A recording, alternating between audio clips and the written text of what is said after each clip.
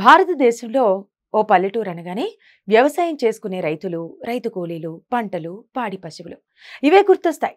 దేశవ్యాప్తంగా ఎక్కడ చూసినా ఇదే కనిపిస్తోంది. అభివృద్ధి చెందని రాష్ట్రాలు అయితే పంట నష్టాలు, యువత వలసలు వంటివి కనిపిస్తాయి. కానీ మన దేశంలోని ఓ గ్రామం గురించి చెబితే ఆశ్చర్యపోతారు. అది ఆసియా ఖండంలోనే అత్యంత ధనిక గ్రామం.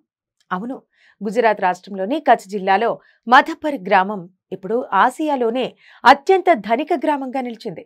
మధుపరి గ్రామంలో మొత్తం 32,000 మంది జనాభా ఉన్నారు. ఆ గ్రామ ప్రజల పేరుపై బ్యాంకులు, పోస్టాఫీసుల్లో ఏకంగా 7,000 కోట్ల ఫిక్స్డ్ డిపాజిట్లున్నాయి. అయితే అక్కడి ప్రజల్లో చాలా మంది ఎన్ఆర్ఐ కుటుంబాలకు చెందిన వారి ఉండటం విశేషం. వారు ప్రతి ఏటా కోట్లాది రూపాయలు బ్యాంకులు, పోస్టాఫీసుల్లో డిపాజిట్ చేస్తున్నారు. ఇక్కడ ఎక్కువగా పటేల్ కమ్యూనిటీ వారు నివాసం ఉంటున్నారు.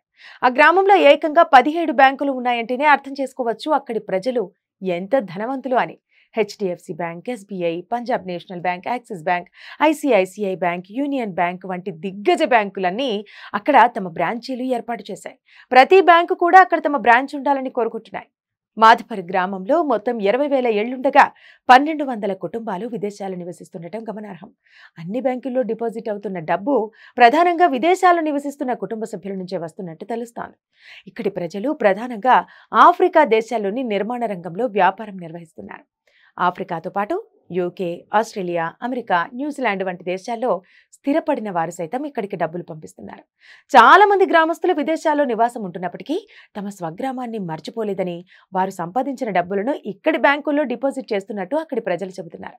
అంతేకాదు మాధపర్ అనేది ఎంతో అభివృద్ధి చెందిన గ్రామం.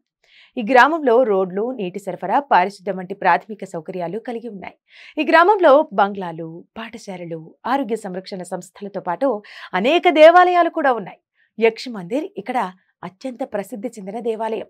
చూశారు కదా, ఆసియాలోనే అత్యంత ధనిక గ్రామమైన మాధపర్ గురించి. ఇది ఇవాల్టి స్పెషల్ స్టోరీ.